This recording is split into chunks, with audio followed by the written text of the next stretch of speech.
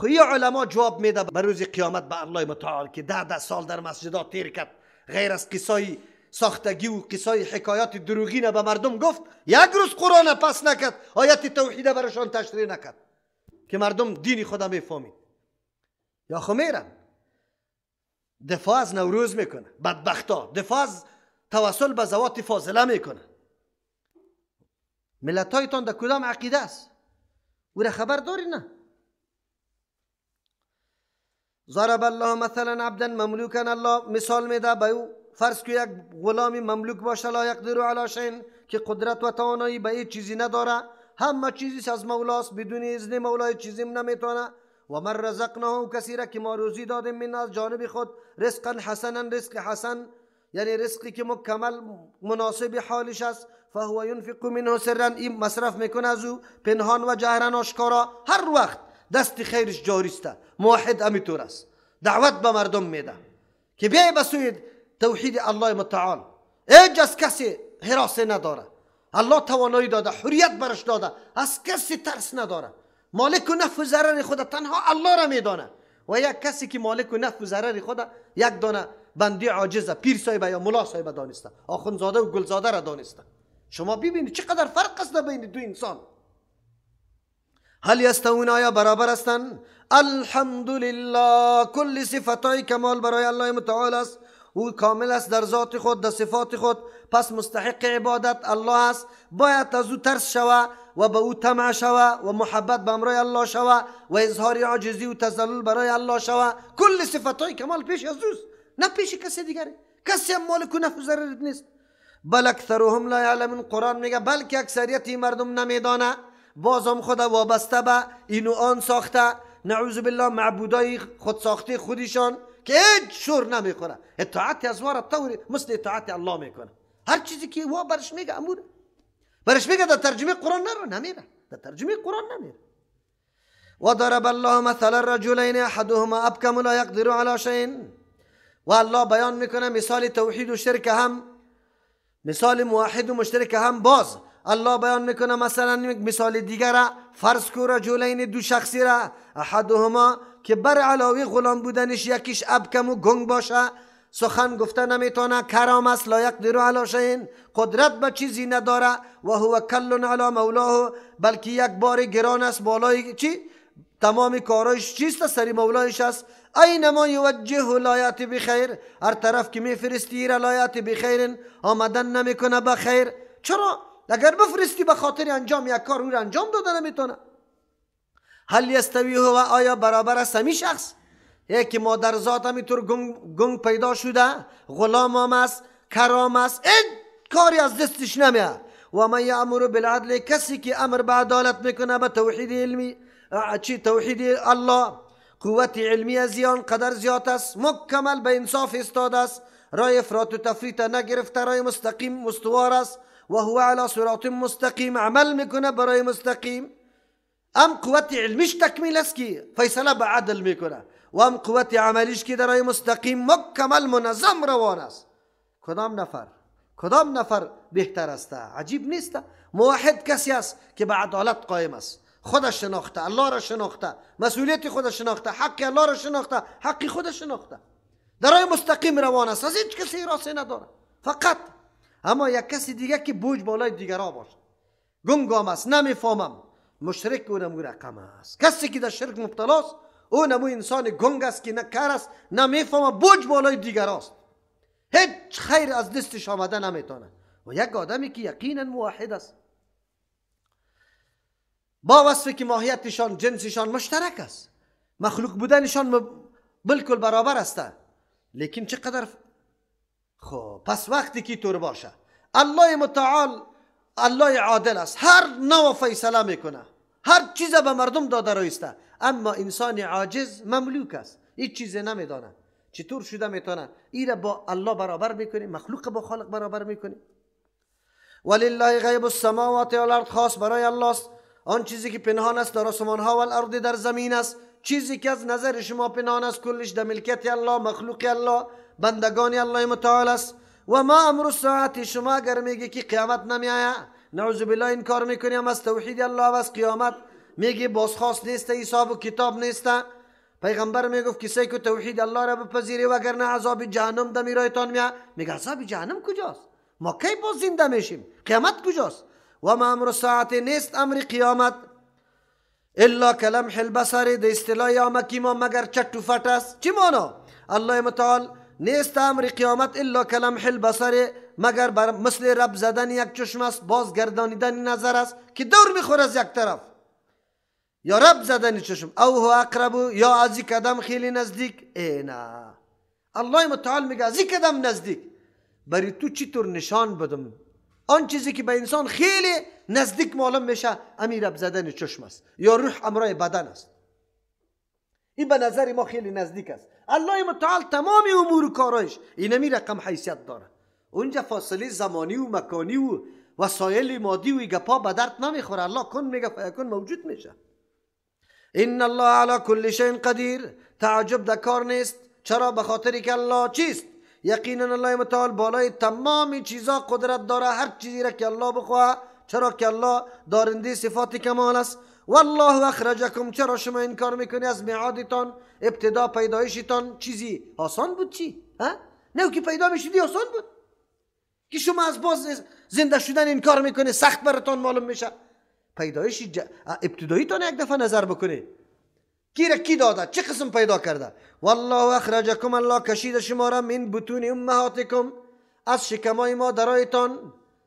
بعد از 4 ماهگی روح در شما انداخته شده. 4 ماه 5 ماه در شکم مادر در تاریکی زندگی کرده، غذایت الله داده. چه قسم؟ این کاری آسان است؟ میکشه شما را از بطون امهاتتان، اونجا در 4 دیواری در تاریکی بوده، اجنه و علم بصیرت دید مشاهده براتون موجود نبود. در دنیای وسیع آمده. این دنیای وسیع برای شما بعد در بده. چی رقم؟ الله برای اسباب و وسایل میده برای فراگیری تمام علوم، تمام نیازها و ضرورتهای. لا تعلمون شیئا، شما نمیدانستی هیچ چیزی را. یعنی شما در مرتبه عقلی چی بوده؟ آماده باش، صلاحیت و استعداد داشته، لیکن بالفعل کدام کار نمیتونستی، معلومات دیگه نداشته. و جعل لکم السمع، گردانیده برای شما قوی شنوایی را و الابصار، قوی بینایی را و الافئده، قوی تفکر که دل است. لعلکم تشکرون، بخاطر که شما شکرگزاری نعمتهای بزرگ الله متعال بکنه. آیت خیلی دقیق. الله متعال میگه الله شما را از مادرها کشید در دنیا آورد. چیزا میفهمیده؟ طفلکا بوده. الله متعال تعلیم فطری براتان داده بود، نیازهای خود توسط گریان. شیر دلتان میشد گریان میکرد. پدر و مادر الله عطوفت و مهربانی داده بود که فقط گریان تو را میدید، فقط متوجه. الله براتان تعلیم داده بود مکیدن سینه مادر. کم کم بعد از الله اسباب و وسایل و ابزار چی را علم براتان الله داد. اول گوش است. اولین چیزی که انسان توسط از او آشنایی پیدا میکنه یاد میگیره، از شنیدن یاد میگیره. و از همون خاطر مسموعات زیاد میباشه. از چی کده؟ مرئیات کده. چیزای دیدنی خیلی کم است به نسبت چی؟ شنیدنی. بعد از او دیدنی است. بعد از او قوه تفکر و تحلل است که تحلیل میکنی، فکر میکنی در کار. این قوه را الله برای همی داده. انسان الله پیدا کرده موجودی که قابلیت فراگیری را داره، هر نوع فراگیری علوم داره. الله برش همی استعداد داده. از این خاطر فکر بکنه، بشنوه، ببینه، تجربه کنه، از داستانا عبرت بگیره. ساینس چیست؟ ساینس یعنی قوه تفکر است ولا افئده. از تجربه ها در کدام سرحد میرسه؟ تحقیقات شروع است. الله متعال تو را امی بصیرت داده، امی اهلیت داده. انسانی که تکامل کرده میره و میره و میره. 100 سال پیش مقایسه که با امروز، 100 سال پیشه. در 100 سال پیش اگر تو میگفتی که امیالی کسی در امریکا گپ بزنه، اینجا ممقتش میبینم شکی گپ میزنه، چهرهش میبینم، برات کافر مطلق میگفت. نمیگفت. اما الله چقدر قوت به انسان داد. با پیشرفت چیسته؟ علوم، با تحقق و تجربه، با تأمل و تفکر، با ایجاد وسایل، ایره کلش امی انسان جور کرده. انسان تعجب است که امی انسانی که امی قدر تنومند است، امی قدر قدرت چیسته؟ قوی داره کی کارا را کرده بازم از الله منکر باشه؟ و ذاتی که انسان پیدا کرده و مهارت داده قابلیت داده او کدام ذات است؟ چطور از او ذات آدم منکر شود که میعاد نباشه؟ از همون خاطر تحقیقات جدید یا ایجادات جدیدی که ما شما به نظر میرسه همه چیزه که الله بصیرتش به انسان داده انسان پیدا کرده خود به خود انسان وادار به این میسازه که تمام اموری که وحی گفته این بالکل حق است واقعیت داره. چرا؟ الله قدرت کامل سرزی داره. یک صفت ان الله علی کل شیء قدیر. انسان قناعت میبخشه که بله این طور گپ است. بعد انسان خود در این آیت برای ما چی درس است؟ الله را این وسایل برای آموختن پیدا کرده، برای فراگیری پیدا کرده. انسانی که در خانه نشسته، انسانی که حتی تلاش یک کمی حرکت برای فراگیری نداره، از کجا ملامت کنه الله را نعوذ بالله یا تقدیره؟ تو یک روز نبر آمدی، یک روز تلاش نکردی که من چی بکنم؟ مسلمان هستم نماز نمیخوانم، نماز چی رقم خواند نمیشه؟ با کدام کیفیت؟ چی دعاها؟ نه نه نه نه.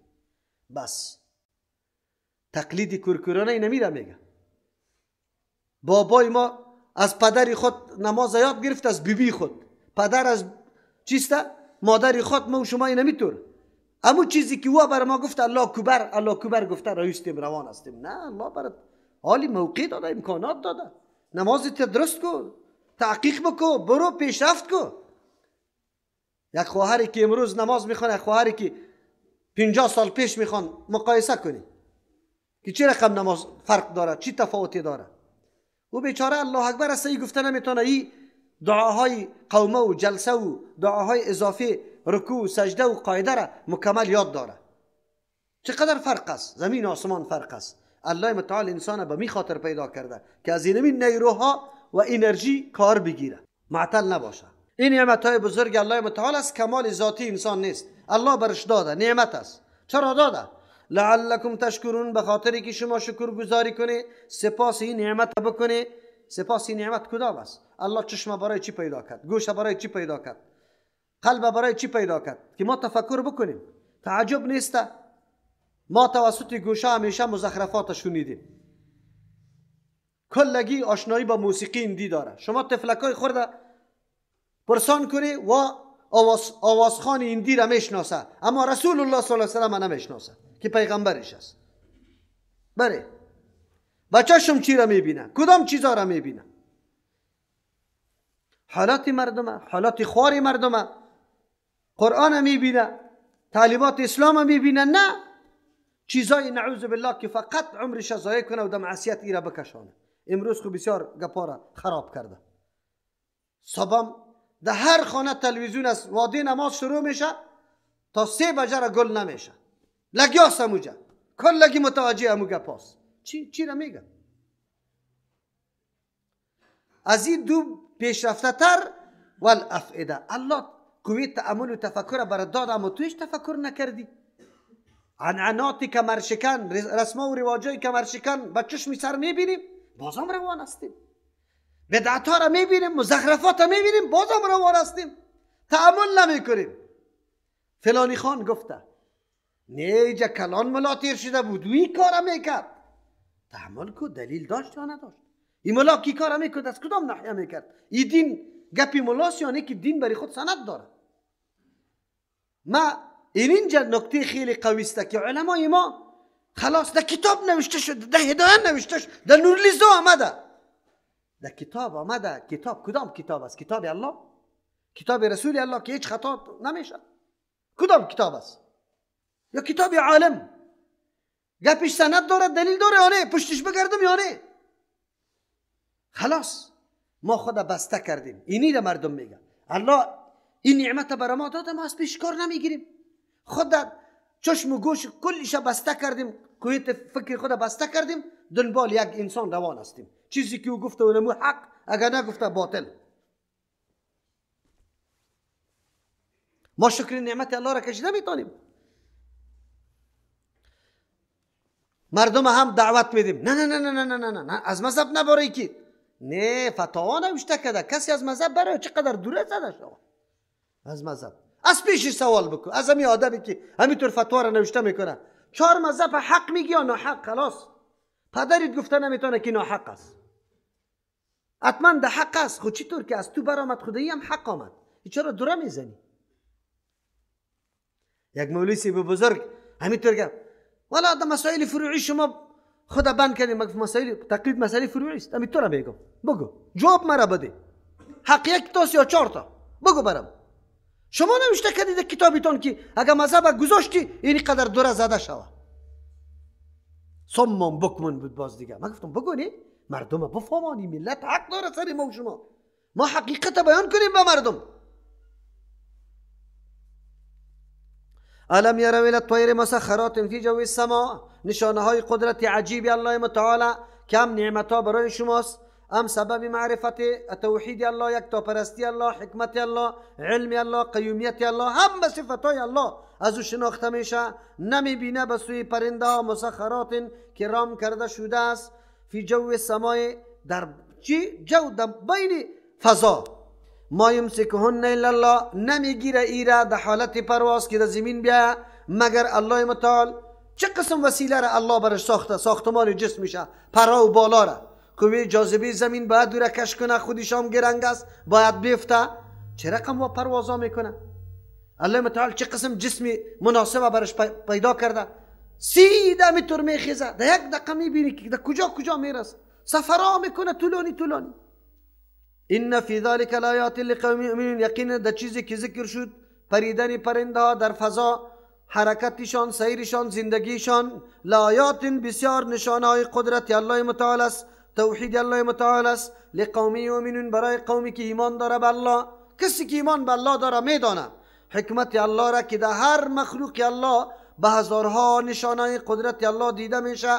یک پرنده را ساختمان جسمی شبیبی، پر و بالش بیبی، در این هوا بالا میشه. چه قسم در کجا میره، چه قسم میشینه، چه قسم پرواز میکنه؟ این تو ساخته ای یا کسی کدام ولی و پیغمبر ساخته؟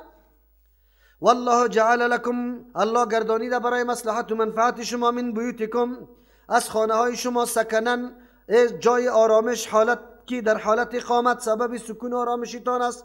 و جعل لكم من جلود الانعام، گردانیده از پوستای چارپایه، بیوتن برایتان خانه ها، خیمه ها جور میکنید، تستخفونها که سبک میابیره یوم زعنکم، در روز کودکشی و سفرتان، و یوم اقامتکم، در روز اقامتتان. و من اصوافها و اوبارها، از پشمهای گوسفند، و اوبارها از پشمهای شتر، و اشعارها از موهای بزا، اساساً اسباب خانه است، و متاعاً چیزای فایده‌مند است، الحین، برای یک مدت.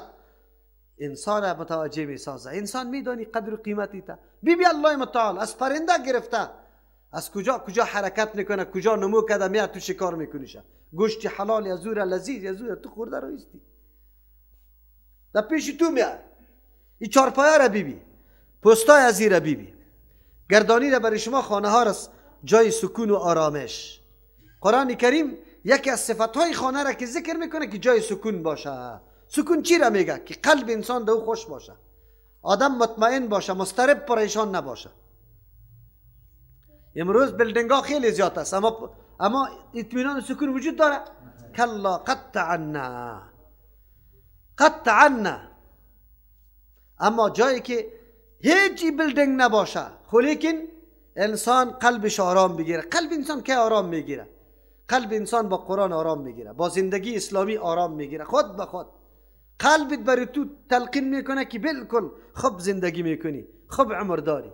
وگرنه اگر موضوع دین و عقیده نباشه انسان سخت مضطرب و پریشان است.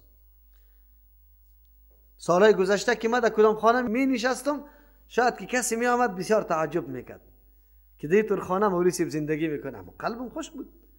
چرا که در اطاعت الله متعال انسان سپری میکنه، هیچ گپی نیست، اونجا و اینجا هیچ کدام فرقی نداره. گپ در سر آرامش است. زندگی نامی آرامش است، نه نامی ازی که همه چیز وسایل ظاهری خیلی زرق و برقش برابر باشه. بسیار مردم هست در خیمه زندگی میکنه اما قلبش آرام است، سکون برش حاصل است. و جعل لكم من جلود الانعام، گردانید از پوستای چارپای بیوتن خانه ها را، خیمه ها، کوچه ها را ببینید، از مویا برای خود گلما را میبافه، باز بعد از او برای خود خیمه جور میکنه، در جای میری خانه شان است. از او خاطر میگه تستخفونه و که سبک میابیشه.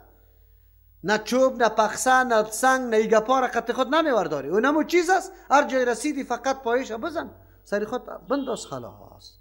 افغانستان خیلی مسائل کم است، اما در ممالک دیگه این مسائل خیلی زیاد است. دشتا و بیابانا، جاهایی که یخ قدر زیاد نیست. الله متعال ایرا از جمله نشانهای قدرت و نعمتهای خود برای انسان معرفی میکنه. تستخفونها که شما سبک میابی یوم زعنکم، در روزی سفرتان کوچیتان، و یوم اقامتکم، در روزی اقامتتان، و من اصوافها گردانیده برای شما از پشمهای گوسفند و اوبارها، از پشمهای شترها و اشعارها، از مویای بزا، اثاثا اسباب خانه را قسم قسم از او. کسی قالین میبافه، کسی دسترخوان، کسی چیزای دیگه، کسی جاکت، کسی کرتی، عجیب چیزا از او جور میشه. و متاعا چیزای فایدمند است الی حین، تا یک تاریخه. بله تو دائمی اینجا نیستی. والله جعل لكم، الله گردانیده برای شما مما از آن چیزی که خلقه پیدا کرده ظلالا سایه ها را، و جعل لكم من الجبال، گردانیده برای شما از کوها اکنانا غارها را، سموچ برش میگیم جای پناه. و جعل لكم سرابیل، گردانیده برای شما سرابیل، پیراهنایی که تقیکم الحر، نگاه میکنه شما را از حرارت، و سرابیل تقیکم باسکم، و دیگه پیراهنا که شما را نگاه میکنه از جنگ، یعنی از زخم کردن در جنگ که زریست. کذالک یتم نعمته، مثل که نمی نعمتها را الله براتان پیدا کرده باز هم تکمیل میکنه نعمتهای خدا. از این معلوم میشه که نعمتهای دیگه الله خیلی زیاد است. عجیب نعمتها که 10 سال پیش ما نداشتیم مالی داریم.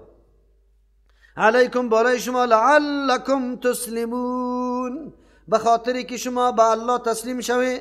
این تاکید است، خدا به نظام الله تسلیم کنی، بدانی قدری چیست دین الله را، نظام الله را، و بفهمی قدر نعمتهای الله را که یقینا الله چه انتظام بزرگی برای حل مشکل و زندگی ما کرده. انواع نعمتها را برای ما ارزانی کرده و ما از او استفاده میکنیم. پس این نمی کارا را کی کرده؟ آیا کدام ولی پیغمبر کسی دیگری شریک است؟ قطعا نیست. از او خاطر انسان باید تسلیم به یک الله باشه. سبحان ربک رب العزة عما یصفون و سلام علی المرسلین والحمد لله رب العالمین.